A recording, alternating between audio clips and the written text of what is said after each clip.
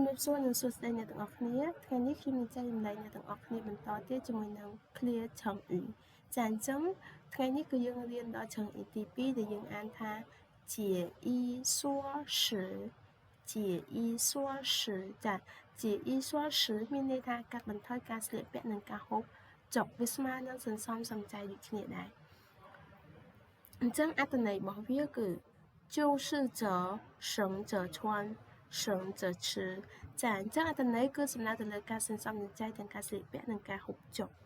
អញ្ចឹងយើងមកមើលអត្ថន័យនៃពាក្យនីមួយៗម្ដងជា就是节省ចាជាមានន័យថាការសន្សំសំចៃ衣就是衣服穿着衣គឺសំដៅទៅលើសម្លៀកបំពាក់ឬក៏ការស្លៀកពាក់缩ចា就是缩小减少គឺមានន័យថាកាត់បន្ថយ食就是食物饮食អាហារក៏ភេសជ្ជៈ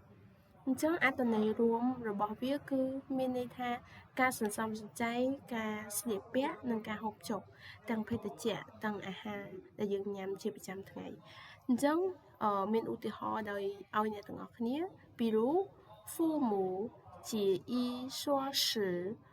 供孩子完成大学毕业ខ្ញុំអានម្ដងទៀត比如父母节衣缩食供孩子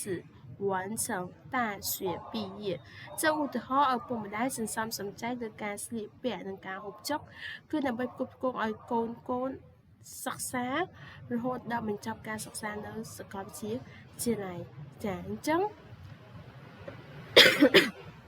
គឺមានន័យថាឪពុកម្ដាយគឺគាត់សន្សំសំចៃខ្លាំងមែនទែនទាំងការហូបចុករបស់គាត់ទាំងការស្លៀកពាក់របស់គាត់ដោយសារដើម្បីឲ្យកូននឹងបានសិក្សារៀនសូត្របញ្ចប់ដល់សាកលវិទ្យាល័យចាអញ្ចឹងយើងមកមើលឧទាហរណ៍មួយទៀត他节衣缩食很多年终于买到了自己的房子他节衣缩食很多年终于买到了自己的房子គាត់សន្សំសំចៃលើការស្លៀកពាក់និងការហូបចុកជាច្រើនឆ្នាំទីបំផុតគាត់បានទិញផ្ទះដែលជារបស់ខ្លួនឯងចាអញ្ចឹងមកមើលភាពខុសគ្នារវាង省吃俭用ហើយនិង节衣缩食តើវាមានភាពលក្ខណៈខុសគ្នាយ៉ាងដូចម្ដេចដោយសារតែអត្ថន័យរបស់វាគឺស្តៀងគ្នាខ្លាំងមែនទែនវាប្រហាក់ប្រហែលគ្នាប៉ុន្តែវាអត់ដូចគ្នាទាំងស្រុងទេអញ្ចឹងយើងមកមើលលក្ខណៈខុសគ្នានៃ成语ទាំងពីរហ្នឹងចាអញ្ចឹងលក្ខណៈខុសគ្នាទី1ខ្ញុំចង់បញ្យល់អំពី省吃俭用ចាអញ្ចឹង在吃喝方面注意节省不浪费不乱花钱平时少花钱但生活基本不受影响ចាអញ្ចឹងមានន័យថាម៉េចអាកន្លែង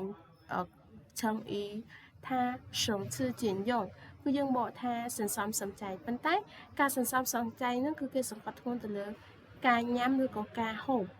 ដែលមានការសន្សំសំចៃគឺមានន័យថាគាត់អត់ខ្ជះខ្ជាយគាត់អត់ចេះតែចាយលុយផ្ដេសផ្ដាស់ហើយជាធម្មតាការចាយលុយរបស់គាត់ហ្នឹងវាអត់ច្រើនទេវាតិចប៉ុន្តែសម្រាប់ការចាយលុយរបស់គាត់ហ្នឹងគឺអត់មានប៉ះពាល់ជាមួយនឹងការចំណាយរបស់គាត់ជាប្រចាំថ្ងៃទេ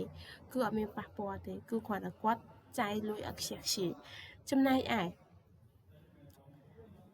节衣缩食连吃穿都尽量减少开支比省吃俭用更节俭舍不得吃舍不得穿生活比较辛苦អញ្ចឹងកន្លែងនោះមានន័យថាម៉េចមានន័យថា节衣缩食ចាបើប្រៀបធៀបជាមួយនឹង省吃俭用គឺវារៀងខ្លាំងជាងបន្តិចដោយសារតែវាកាត់បន្ថយការស្លៀកពាក់និងការហូបចុកអញ្ចឹងគឺគាត់បន្ថយទាំងការញ៉ាំរបស់គាត់ចាទាំងចំនួននៃការញ៉ាំការចំណាយរបស់គាត់គឺគាត់កាត់បន្ថយទៅថាកាលពីមុនគាត់ធ្លាប់ចាយមួយខែ200ចុះអញ្ចឹងគឺគាត់កាត់បន្ថយនៅសល់150ឬក៏100អីចឹងទៅអញ្ចឹងមានថាគាត់យកអាការប្រចាំថ្ងៃរបស់គាត់ហ្នឹងកាត់បន្ថយឲ្យតិចជាងមុនចាចំណែកឯ省吃俭用គឺវាអត់ចឹងទេគ្រាន់តែគាត់ចាយលុយតិចប៉ុន្តែអាការចាយវាប្រចាំថ្ងៃរបស់គាត់ហ្នឹងគឺធម្មតាទៅដែរ ព្រោះគាត់សំចៃចាហើយដូចជាអ៊ីស័រសឺហ្នឹងចាជាអ៊ីស័រសឺមានន័យថាគាត់ហ៊ានទាំងញ៉ាំគាត់ហ៊ានទាំងស្លៀកពាក់ហើយអាការរស់នៅរបស់គាត់ហ្នឹងរៀងរិះខំរៀងពិបាកអញ្ចឹងឧទាហរណ៍គាត់ចង់ញ៉ាំហ្នឹងប៉ុន្តែដោយសារតែគាត់ចង់សំលុយអញ្ចឹងទៅគាត់អត់ញ៉ាំទេតែគាត់ឃ្លានគាត់ចង់ញ៉ាំតែគាត់ហ៊ានទិញវាបែបលក្ខណៈបែបហ្នឹងចាអញ្ចឹងទាំងពីរហ្នឹងគឺខុសគ្នាបែបហ្នឹងបើយើងប្រៀបធៀបទៅថាជាអ៊ីស័រសឺហ្នឹងវារៀងពិបាកបន្តិចវារៀងរិះខំជាងបន្តិចចំណែកឯសឹងឈឺជាយងគឺគ្រាន់តែគាត់ចំណាយតិចហើយគាត់អត់ចេះខ្ជះខ្ជាយទៅលើរបស់ណាដែលអត់ចាំបាច់តែប៉ុណ្ណឹងឯងអញ្ចឹងខ្ញុំចែករំលែកជាមួយនឹងអ្នកទាំងអស់គ្នាទៅប៉ុណ្ណឹងហើយបើសិនអ្នកទាំងអស់គ្នាពេញចិត្តវីដេអូដែលខ្ញុំចែករំលែកកុំភ្លេចចុច like និង share ជួបគ្នានៅវីដេអូក្រោយសិក្សាជា